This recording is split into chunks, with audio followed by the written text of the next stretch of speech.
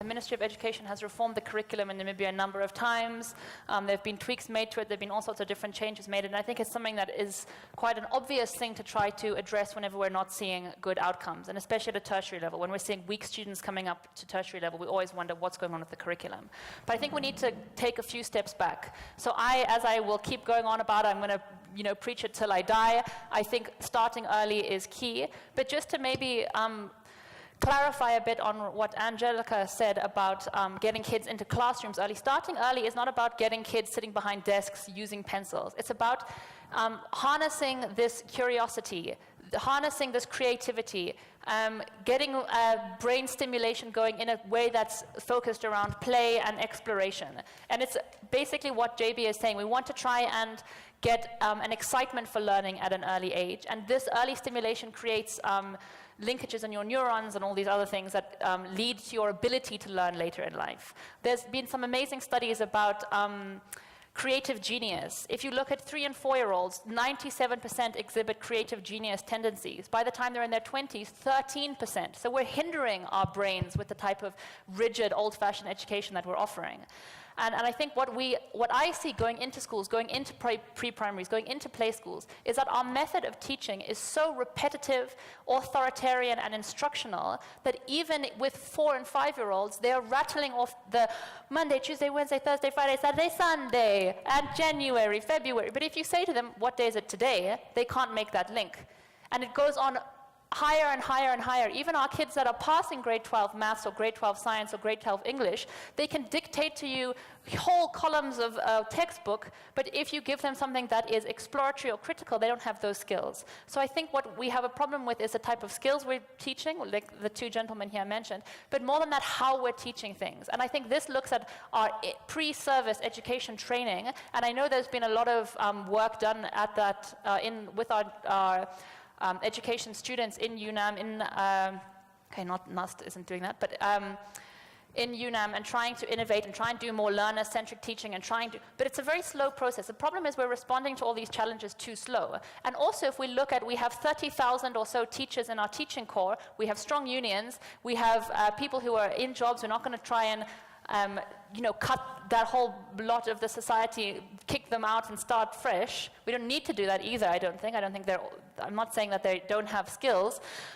Media, please don't say it, I'm not saying that. But I'm saying we need to upskill, and in-service training is slow, it's costly, you're trying to change decades of the norm of teaching. So I think we're in a very nice position here that we can easily point out these are the problems. That's the easy bit.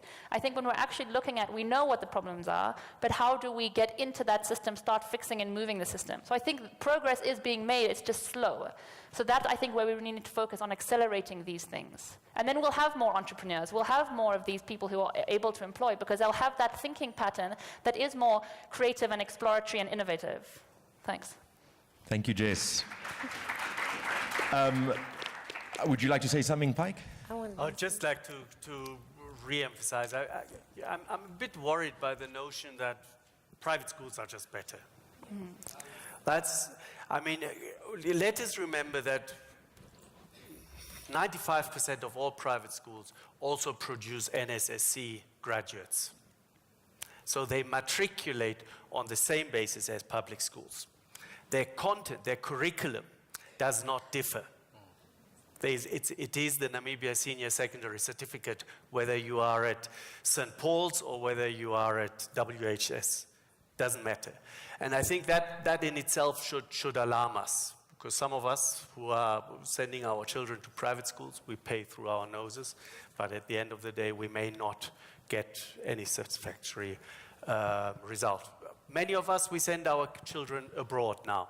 I want to come back to, and by implication you have mentioned it, to come back to 2 points. The one is the education of teachers. I think that is where we ought to start when we start discussing a system overall. I think that is where it's really, really challenging. We do not have a very progressive And we do not have a very modern approach to teachers' education. I think teachers' education, when we go to Kommersdal, you're more than welcome to go to the teachers' campus there, and you'll be shocked how limited they are, not only in terms of methodologies, but also in terms of infrastructure. There's no smart boards, there's no nothing available. So how do you expect teachers to even make use of any other methodologies other than the ones which are available when they are learning to become a teacher? I think that is difficult, and we have to invest not only interrogation as it was requested by Comrade Naas, but also in terms of our better understanding of where we want to get to. I think we need to also accept, and I come back to my point, we need to accept that we are producing graduates left, right, and center, university degree graduates, and they are going into unemployment. They are screaming. They are becoming more and more desperate. But they are also screaming because at no point in life have they been equipped with any other skill other than the technical skill they were taught in varsity. They have not been equipped with self-confidence. They have not been equipped with the ability to critically think, change perspective, use perspectives of others in order for yourself to reposition yourself in life, and so on and so forth. We are creating one-way traffic thinkers, and that is convenient in the short, but it is detrimental in the long. So, yeah. Okay, thank you. And I'm going to also give you a chance to comment just now, but first here. We don't have a lot of time, unfortunately. We have to get a few other speakers going. So. I wanted to politely argue with the good gentleman here. I think it goes back to this question that I asked before about relevance. Is the purpose of primary school to go to secondary school? Is the purpose of secondary school to go to university? Is the purpose of university then do your PhD? At some point, the ladder for everyone and wanting everyone to hit all levels of education becomes a ladder to nowhere, a point without an end. And so I absolutely agree with what you were saying in terms of if we're going to do, EDC, if we're going to do this early child development, ECD, sorry, we should make sure that it's focused on giving these other skills that are not strictly aligned to test taking and aligned to university. University, how many kids are going to university right now? I forget. It's like 11%. 11%. So if you have an entire education system set up just to prepare the 11% that will get in, what are we talking about? What have we lost in terms of an opportunity to prepare them for other life paths, which we know they will go to? So that's, to me, the issue of relevance and why you might be in those curriculum workshops and people are throwing content out. It's to make space. It's to make space for other things that are equally important, whether that's EQ or to have a more interactive pedagogy or to ensure that students actually have counseling services and are prepared for the real life and opportunities they'll have after school. Thank you very much. And one short last opportunity for you, Frederico. Why do I get the short one? All right. Yeah, I mean, I agree. I mean, we should be open to all approaches, well, as much as we can be, to try and find solutions. Do I sense, and the people that I talk to in the sector, do I sense that education authorities are open? I don't. And we're going to keep on going on this road, down this road. Now, I'm not an optimist in this, but I'm open to being proven wrong about these things. But I do not see evidence of a change in course here in this country. And people are going to have to take responsibility for the education of their children. I think that's the best way to go. I do agree with Spike about the quality of private schools in this country. They are slightly better than public schools, but they're still mediocre, and they're charging people a lot of money for their mediocrity. Because it's the same teachers. It's the same teachers out of the same system who are teaching kids. And as Pike also pointed out, our teacher training is part of the problem. In countries like Finland, for instance, which ranks right at the top of educational rankings. Teachers come from the top 10% of school leavers. The top 10%. In our situation, and in a lot of countries' situation, I think in the US as well, teachers come from the bottom 10% of people who actually graduate from university. So there's a problem. If we're getting the bottom 10%, what are we expecting to?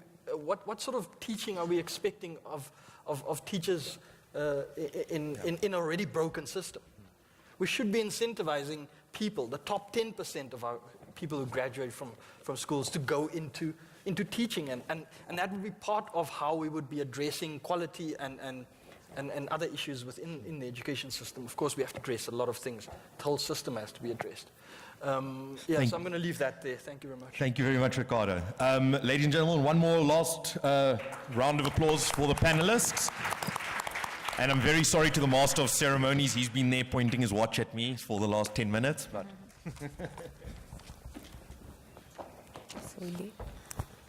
Thank you, JB. It was actually for the last 30 minutes, but... All right. I think the issues that we're talking about here are going to take quite some time to address. And I think the importance of education we can never overemphasize. And I think one of the biggest challenges always with conferences of this nature, particularly where we have so much interest and passion from everybody involved, is usually the time. There's just so much to discuss. Just adding value to what you were saying a little bit earlier on, I know that the UNICEF has been doing some great work in the country. I was also part of a program that they piloted, I think 3 years ago, assisting the Namibia Institute of Democracy to look at the accountability of school boards across the country. And it is a sad state of affairs. The boards exist, but they hardly even sit. The parents don't show, etc., etc.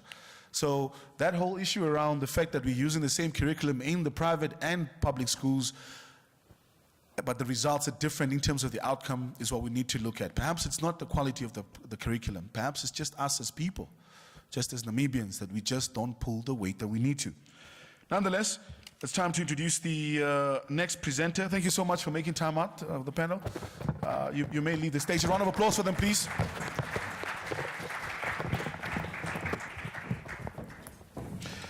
The next speaker is going to be talking, I think, on something which is equally important.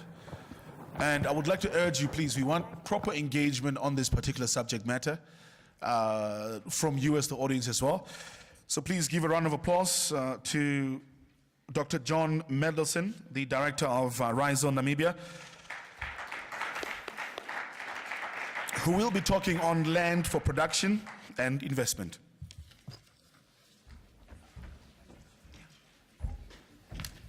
Good morning, if it's still morning, ladies and gentlemen. Since I have the stage,